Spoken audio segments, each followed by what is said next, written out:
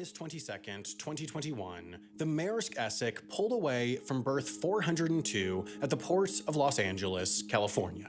After navigating through the breakwater, the ship made a westward turn, beginning a 2-month, 17,000-mile, 27,000-kilometer voyage from America to Asia and back.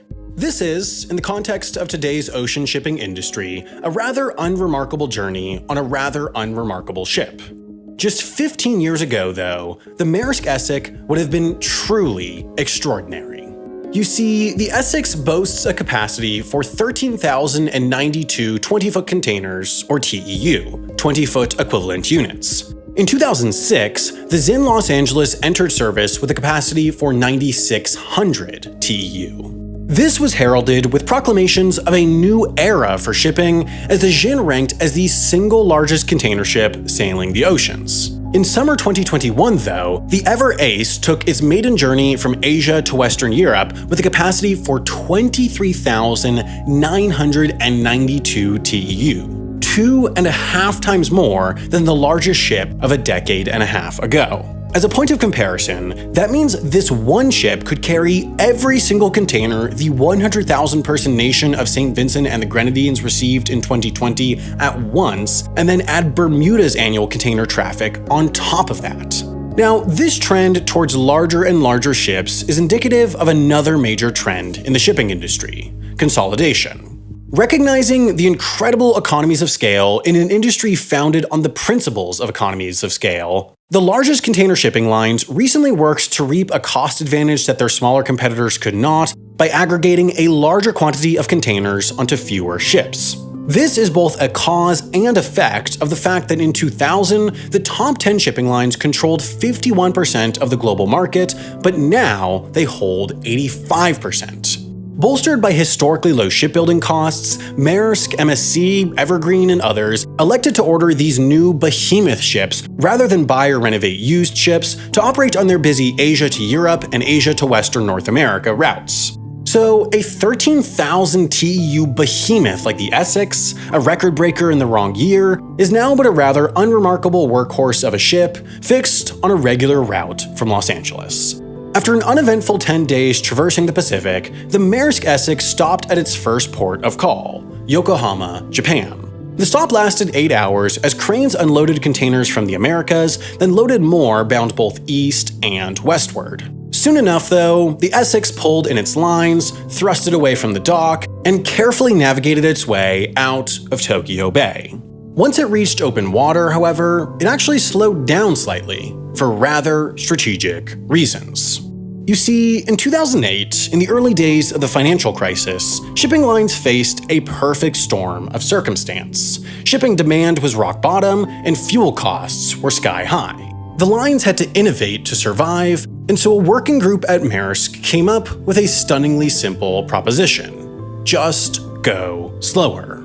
You see, like most vehicles, ships are more efficient at slower speeds, but companies were always worried that operating a ship over a long distance below its designed cruising speed could damage its engine, a quick way to squander any fuel savings. Maersk proved this belief false, though, and so began operating many ships at 14 to 18 knots rather than 22. This proved financially advantageous. Most industry players observed 10 to 25% fuel savings on a given journey, and in time, going slower became standard practice industry-wide. Of course, when the shipping market's hot, lines will operate at higher speeds since they'd rather get cargo to its destination and pick up more containers sooner, but when it's not, it's a simple way to simultaneously reduce operating costs and remove capacity from the system when it's not needed.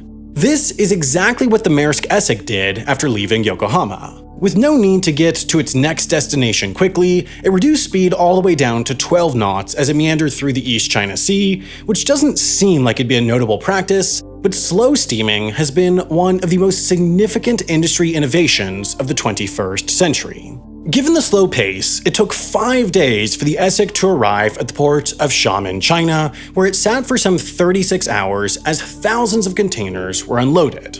In the afternoon of September 8th, though, it pushed off once again, ready to venture deeper into the Far East. On this stretch of the journey, through the South China Sea, the vessel passed closest to the country that most of its crew members call home, the Philippines.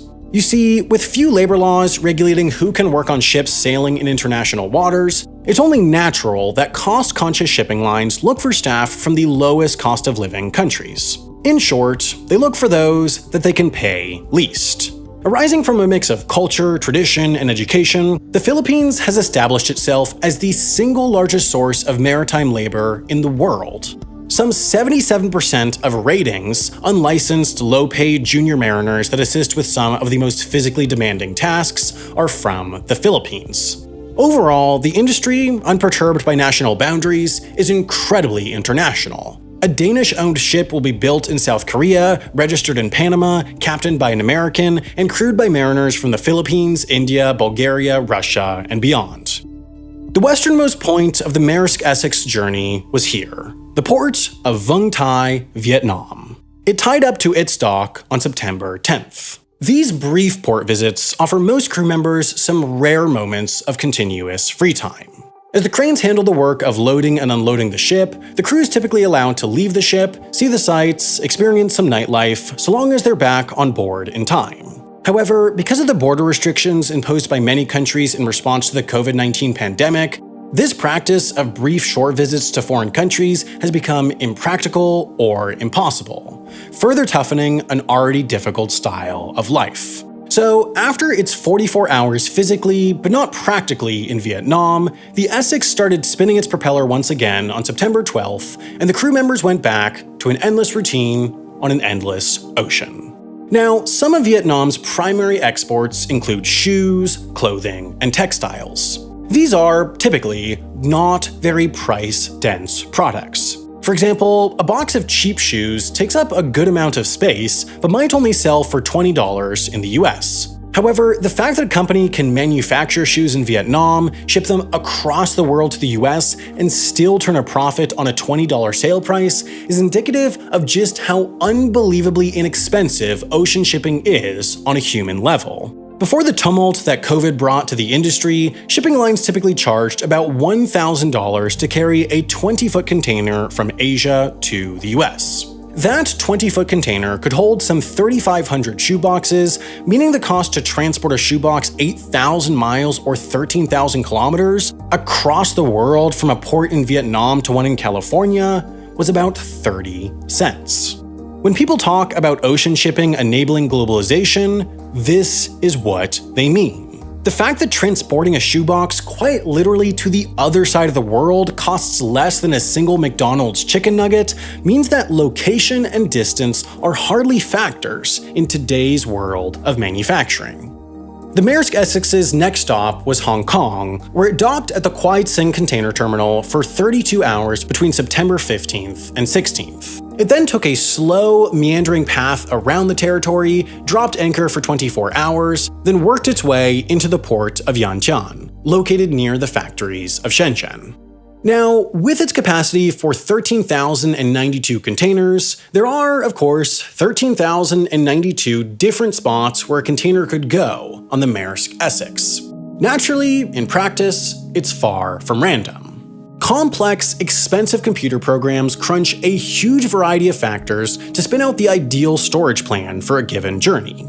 To start with, there's the obvious stuff. You want, in this journey's case, the containers for Yokohama to be placed on top of those for Xiamen, so one doesn't have to unload Xiamen containers to get to the Yokohama ones when there. Then, the program needs to be sure that certain containers are in particular positions. Refrigerated containers need to be in a spot with a power supply, while those carrying goods with the potential for leakage, like animal hides, need to be placed in a spot where they can be easily accessed by the crew while underway. Meanwhile, other containers must not be in particular spots. This table displays the regulations for the storage of hazardous materials. It indicates that items that are dangerous when wet, for example, must be stored at least 6 meters away from radioactive substances, while corrosive materials must be stored in a completely different compartment of the ship from infectious substances. On top of these and a multitude of additional factors, the ship has to be roughly balanced, meaning overall, the storage plan is a massive game of 40 Tetris that only a computer can perfect. After 52 hours of implementing that plan, the Essex made a quick overnight journey up the coast to arrive back in Xiamen, where it made its longest stop yet. 56 hours loading a final batch of containers. This was also the last chance for the ship to load up on food and fuel before what would be by far the longest leg of its journey. Finally, just before 6 a.m. on September 24th, loading was complete and it was time to shuttle another payload of thousands of containers to North America. The Maersk Essex passed Taiwan, worked its way through the East China Sea, then threaded the gap between South Korea and Japan. After hugging the country's coast, it sailed through the busy bottleneck of the Tsugaru Strait and entered the cool open waters of the northern Pacific. The Essex entered American waters for the first time as it sailed near the Alaskan Aleutian Islands, but then exited the country's exclusive economic zone as its track started to trend south. After nearly 2 weeks on the move, the ship's path started to parallel the California coast until the Essex passed the state's Channel Islands and turned east. On October 6th, it slowed to a stop, dropped anchor, and then just sat. On October 7th, it did the same. Nothing more happened on October 8th, 9th, 10th. In fact, for the next 17 days, a longer stretch than its trans-Pacific journey, the Maersk Essex sat on anchor within sight of California's largest city, waiting for an open berth. The time finally came on October 23rd. After 62 days, the Maersk Essex arrived right back where it started. Berth 402 at the Port of Los Angeles. Now, the Port of Los Angeles is located right next to the Port of Long Beach, and while the facilities are technically independent from each other, they take advantage of shared infrastructure like roads and railways. Combined, the complex handles about 40% of all container cargo coming into the country. This is because, like most of the industry, ports benefit hugely from economies of scale. You see, for imports coming from Asia, it rarely makes sense to send ships to the East Coast, despite that being the side of the country where the majority of the population lives. That's because that would require routing through the Panama Canal, whose largest set of locks can only accommodate ships up to 14,000 TEU, smaller than many new container ships, and even then, transit fees are well into the hundreds of thousands, getting a slot can be difficult, and routing via the canal extends journey times significantly. That's why most Asian imports are offloaded on the West Coast, but the US really only has 5 major deepwater container ports on the Pacific: Long Beach, Los Angeles, Oakland, Tacoma, and Seattle. Located in by far the largest metro area on the coast, the ports of Long Beach and Los Angeles have naturally evolved into the busiest as they have the greatest access to labor, transport, and infrastructure. These 3 factors are the most important for ports because, after all, nobody's shipping things to the Port of Los Angeles, they're shipping things through the Port of Los Angeles. It's all about getting cargo containers from the ship and onto onward transportation as quickly and efficiently as possible. Now, the port itself is essentially the landlord to a number of private companies that actually run each container terminal. For example, this facility is run by Houston Terminals, this one by Everport Terminal Services, this one by Phoenix Marine Services, and this one, where the Maersk Essex started and finished its journey, by APM Terminals. Now, once the Essex was docked, the first step was to physically remove containers from the ship, which was accomplished with these massive cranes. Each typically unloads 30 to 40 containers per hour onto trucks that move the containers to a temporary storage location somewhere in the terminal. Then there are 3 possible onward transportation methods. First, they could be loaded on a smaller ship or barge that moves the containers to a smaller nearby port, although this is rare in Los Angeles compared to a place like the Pearl River Delta, where there are plenty more water-access population centers and industrial areas. Second, they could be loaded onto freight trains. This direct access to railways, the cheapest method of land-based transportation, is, in fact, a major advantage of the Port of Los Angeles. By far, the most common method of onward transportation from the Port of Los Angeles is, however, trucks. They enter through the terminal's gates, hitch up to a waiting container, then drive it to its final destination, whether that be on the other side of the city or country. So why is it that the Maersk Essex had to wait 17 days just to unload its cargo? What part of this system is broken? Well, in short, all of it. There's no one factor contributing to the Asia to North America supply chain slowdown, but rather the system is just overloaded. Most indicators suggest that trans-Pacific shipping demand is up about 25% compared to the pre-pandemic baseline, which isn't a massive increase, but it's sort of like congestion on the highway. Traffic is an exponential problem.